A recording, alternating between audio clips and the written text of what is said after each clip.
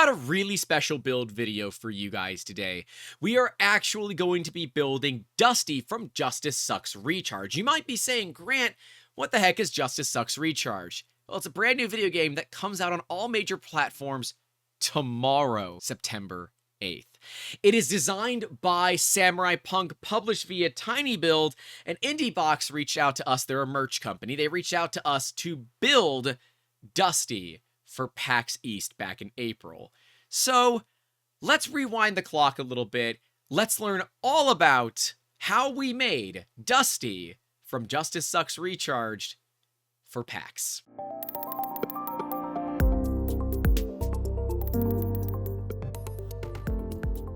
Hey guys, welcome back to the channel. Of course, if you love this kind of content, if you love seeing cool build videos like this, make sure to leave a like and get subscribed if you aren't already. This thing was a ton of work, over 3 weeks from our entire engineering staff to put together not only a skin around a robotic vacuum, but still have a functioning, moving robotic vacuum that also had emotions. This was a really fun project and one of those out there projects, but it was sincerely a ton of fun. And being able to work with IndieBox as well as tinybuild and of course Samurai Punk was amazing. This is actually a sequel to their first video game about Dusty, which was Roombo First Blood, a Rambo joke for those that don't know. And if you are looking for extra behind the scenes content on this, as well as a tour of Skycraft, one of my absolute favorite stores to ever go to, they have one location in Orlando and that is it. Make sure to head over to our Patreon and get subscribed because that video will be over there shortly. But let's rewind the clock back to before April of 2022 and let's build Dusty from Justice Sucks Recharged.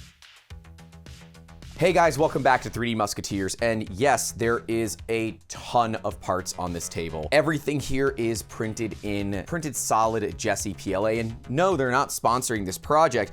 They actually just had the perfect colors from Yellowbird to the overcast gray glitter, and then one of my favorite colors they make, Design White. It just happened to work really well. They're made in America. Links to them will be down below. No affiliates for that, but hey, maybe one day there will be. We got a lot of work to skin this robot into looking and performing like Dusty from Justice Sucks Recharged.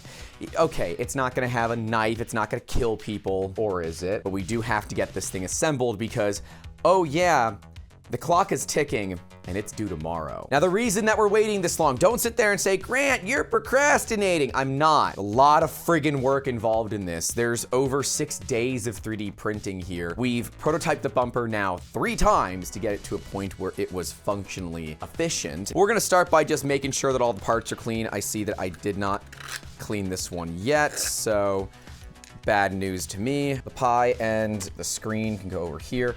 What these are going to do is actually play the emotions for Dusty. They're gonna sit basically right up here. But you're gonna notice that there's a lot of material here. This robot is going to get considerably larger. If you take a look at the bumper itself, you can see that there's a lot of space left on it. We did go ahead and remove all the actual vacuum components from it. Our first step though is start putting parts together. So we've got our 2 end plates. Now we could have printed them like this, but this fillet edge that we have here would have come out like absolute crap.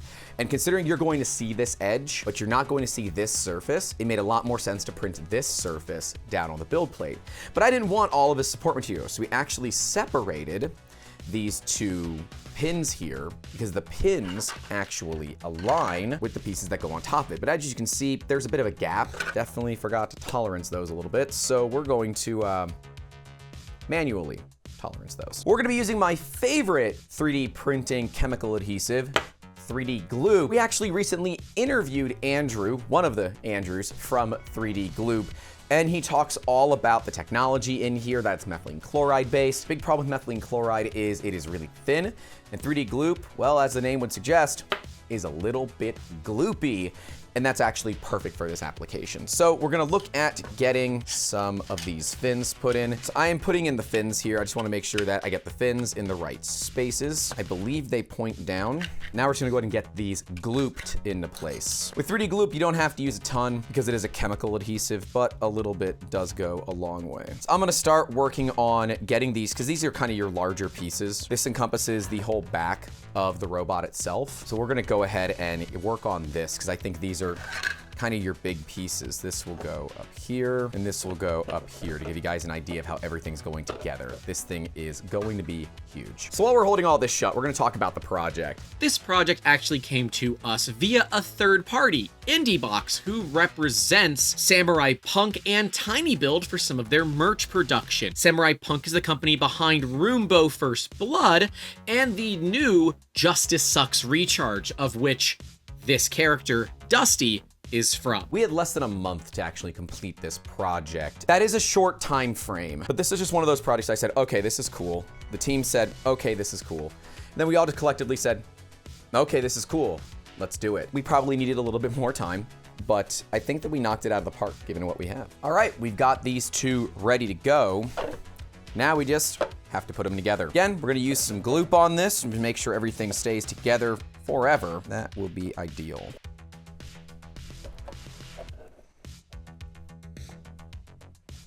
Okay, we're gonna put that over there to dry. Now, I'm gonna grab the front screen piece. This is where that NeoPixel matrix is going to go. And unfortunately, we have all these different little alignment pieces, so it's gonna be a real pain to line this up, but I think it's gonna go all right. We're gonna use a little bit of gloop here. We're gonna go ahead and glue together these pieces. So the thing I love about chemical adhesives is that sometimes if you're lucky and your print is really, honestly perfect, the seam kind of melts away, which is really convenient sometimes. All right, we're gonna let the gloop here set up. It's gonna take about 5-10 minutes, so we'll be back. All right, it's been enough time now. Definitely was a little bit more than 5 minutes. Let's go ahead and get the larger pieces together. To do that, we're gonna stand him up on his side.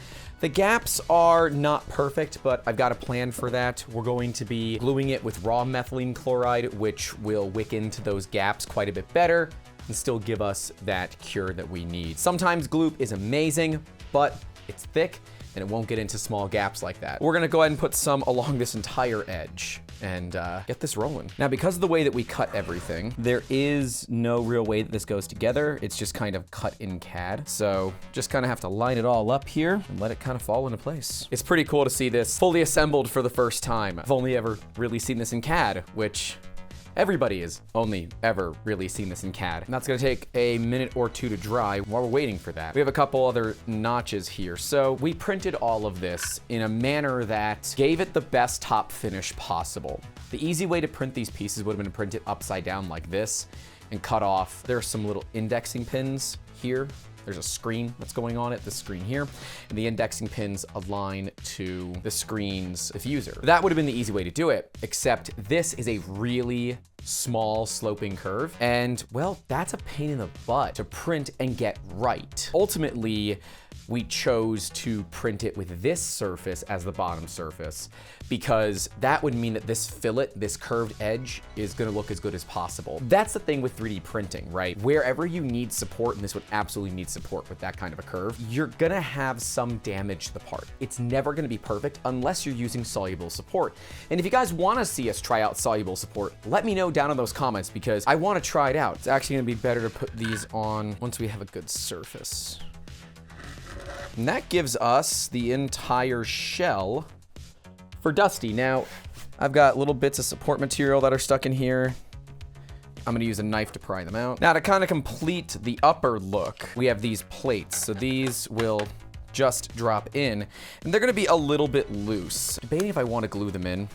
My initial gut reaction is no, don't do it. Maybe put a dab of hot glue on them just to get them to stick in there. But yeah, that kind of completes the look of Dusty. Then even further, if we drop the screen in, you'll kind of see the effect that we're going for. We have a screen bezel, PETG on the black, and then PLA on the gray. and it just fits in. This is not going to be attached because the home button and the start button for the machine is right under that. Well, here, we're gonna paint the picture. Let's paint the gosh darn picture. Like, right? Freaking right? And yes, we can't close this. This robot uses infrared to detect things, and if all of that is closed, it just keeps backing up indefinitely. So that kind of solves it. And we have great access to the start button, which is what we need, obviously, to turn the robot on and off. And then we're going to attach everything else with VHB, which is by 3M. It's called Very High Bond. Links in the description. You will still have to pick up Dusty kind of from the bottom. You want to pick him up from the robot itself. You don't really want to pick it up from printed parts. I have what I believe to be the world's best hot glue gun. Ryobi, if you're watching this, hit me up because I would love to use more of your tools on set. We're just gonna put literally just a little dot on here. That's not going anywhere. We've been testing the screen for hours to make sure that it works, with the batteries that we've chosen for it. The batteries, of course, are a whole story on this thing. Every 15 seconds, it will cycle through a new emotion for Dusty, which is pretty cool. So the screen is gonna sit right in there like that. So I've got the Pi totally reprogrammed, and it's really just a pretty simple thing. Thanks to our electrical engineer, Alan, for teaching me how to do this myself so I don't have to bother him. Isn't it just adorable? I have no idea which way the screen's supposed to go. I think this is the right way. But on camera, you are gonna see some flicker. In real life, you actually see a little bit of flicker, and I think that's due to how much power it's all drawing. But things like this, where it's moving around, are totally fine. All the emotions so far worked fine. I'd let it run for a little bit, but in the event that it's not stable, it's really easy for me to connect into this thing and change it. We've actually built a custom Wi-Fi network that it looks for, and all you have to do is create a mobile hotspot on your phone and you can remote into this thing. A computer plus this on the same hotspot will mean you can SSH into it effectively without touching it, which is pretty damn cool if I do say so myself. We can see this is the toughest one. It's got the most pixels lit up, and we're totally fine, which means the emotions are generally going to run quite well. Pi goes down. That's supposed to sit in there. Now I put the screen bezel on. Oh, so pretty. So that, then they push a corner down. You can lift the whole screen out. That'll allow you to get to the buttons. A couple more pieces to glue in, one of them being the actual Pi. But I don't want to do that till we have this thing on the dang robot. I'm concerned that there's not a lot of room for the Pi, so we're gonna find out. Seriously, I love this stuff. If you guys aren't using 3D glue, you really got to get on that hype train. All right, so now's the time where got to get this thing on the robot. This is where we actually get to see what it's gonna look like with everything kind of placed where it belongs. Front bumpers are held in with VHB. We're gonna put a little bit of hot glue on them, I think, just to tack them in. I want these front bumpers to be removable and replaceable because ultimately that's what's gonna take the brunt of all the hits for this robot. Oh, this thing is so fucking cool. There's one piece that we forgot. It is this. This completes the back of Dusty. It goes like that and completes the back of him. You'll notice we keyed it so that it can only fit in one way because it's not symmetrical. So we keyed it to make sure that it would fit properly. This is a smart thing to do when you're doing assemblies inside of 3D printing. Key things so that they can only go one way. Not only is it keyed, but it's also keyed up and down so that when you put it on, it actually gets it in the right location. Big, big ups there to our lead engineer, Tad, who's been doing so much work on this project. Big ups to Alan, our electrical engineer, who completely killed it on the Pi setup and was up with me till 4 o'clock in the morning one night. My time, 1 a.m. his time, which is fine for him, tough for me to get this thing running. I am elated. I'm absolutely elated with what the team was able to do. Without them, this would have never been possible. I'm just the guy that clicked print, realistically. You know, the way that everything fits together, like the screen bezel and all these little accoutrements, that's all Tad. We went through a few different iterations of the bumper. It's really cool. It's really cool. At this point, there's really not a whole lot left to do.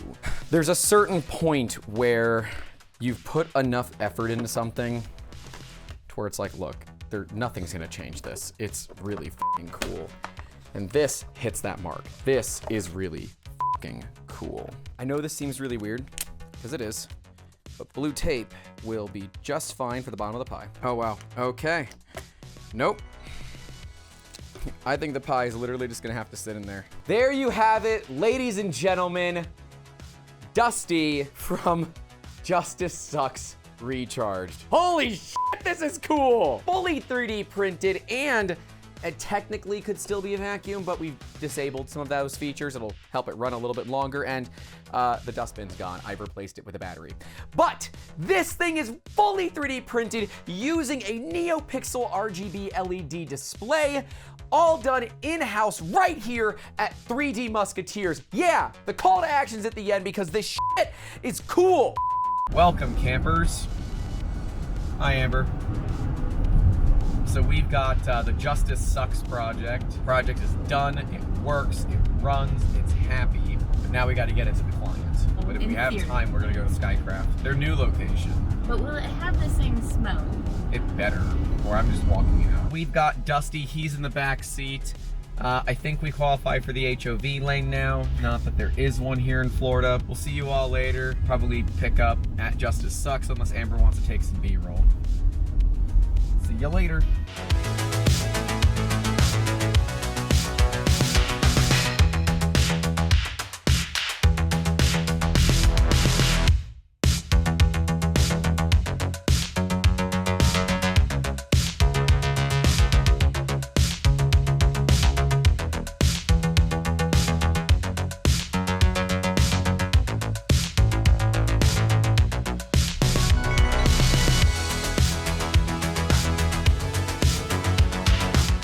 All right, I have told all of you guys about Skycraft, and I've never had cameras with me, but let's just walk through the aisles of what is probably the last amazing electronics store in the area.